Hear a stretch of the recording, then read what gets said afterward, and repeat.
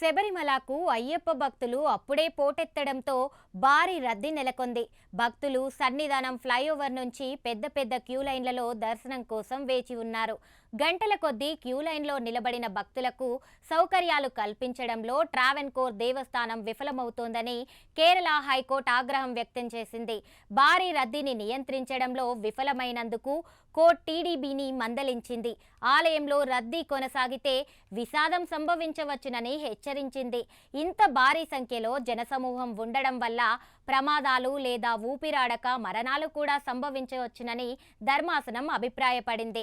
సన్నిధానం ఫ్లైఓవర్ వెంబడి పొడవైన క్యూలు, సౌకర్యాల కొరత, తాగునీరు లేకపోవడం గురించి వివరించే 2 దేవస్థానం బోర్డు పిటిషన్లను విచారిస్తూ హైకోర్టు ఈ ఉత్తర్వులు జారీ చేసింది. అయితే కోజికోడ్కు చెందిన 60 ఏళ్ల మహిళ ఆలయంలో దర్శనం కోసం క్యూ లైన్లో వేచి ఉండగా కుప్పకూలిపోయి మరణించింది.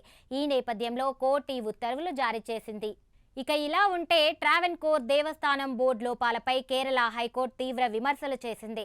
నవంబర్ 24 వరకు రోజుకు 5,000 స్పాట్ బుకింగ్లను మాత్రమే అనుమతించాలని కోర్టు ఆదేశించింది. ఈ క్రమంలో ట్రావెన్కోర్ దేవస్థానం బోర్డు కీలక నిర్ణయం తీసుకుంది.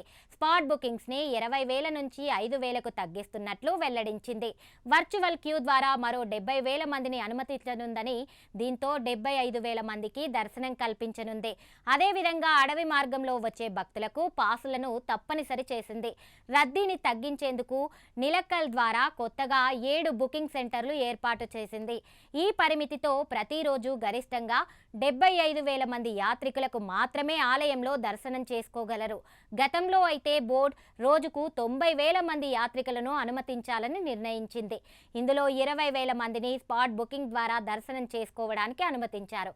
అయితే దీని ద్వారా రద్దీ విపరీతంగా పెరిగిపోయి భక్తుల ప్రాణాలకు ముప్పు ఏర్పడే పరిస్థితులు నెలకొన్నాయి. శబరిమలకు అయ్యప్ప స్వామి దర్శనానికి భక్తులు పోటెత్తారు.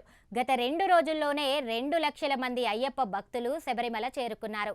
దీంతో స్వామి దర్శనానికి 16 గంటలకు పైగా సమయం పడుతోంది.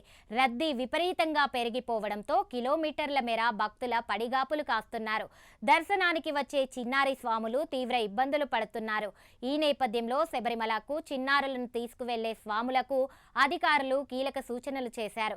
తీవ్ర రద్దీ ఉండడంతో వలన పిల్లలను జాగ్రత్తగా చూసుకోవాలని, మరో 4 రోజుల దాకా వారిని తీసుకురాకపోవడం ఉత్తమమని చెబుతున్నారు. ఇక ఇలా ఉంటే ఆలయం తెరిచిన 2 రోజుల్లోనే 2 లక్షలకు పైగా భక్తులు కొండెక్కారు. స్పాట్ బుకింగ్ ద్వారా భక్తుల సంఖ్యను నియంత్రించాల్సి ఉన్నా అధికార యంత్రాంగం ఆ విషయంలో ఘోరంగా విఫలమైంది. అదనంగా 10,000 మంది కొండ ఎక్కారని స్వయంగా దేవస్థానం బోర్డే అంగీకరించింది. అయితే ఏటా లక్షలాది మంది భక్తులు అయ్యప్ప స్వామి దర్శనానికి శబరిమలకు చేరుకుంటుండగా తరచూ తోపులాటలు, అధిక రద్దీని తట్టుకోలేక ఊపిరాడక భక్తులు ప్రాణాలు కోల్పోవడం లాంటి సంఘటనలు చోటు చేసుకుంటున్నాయి.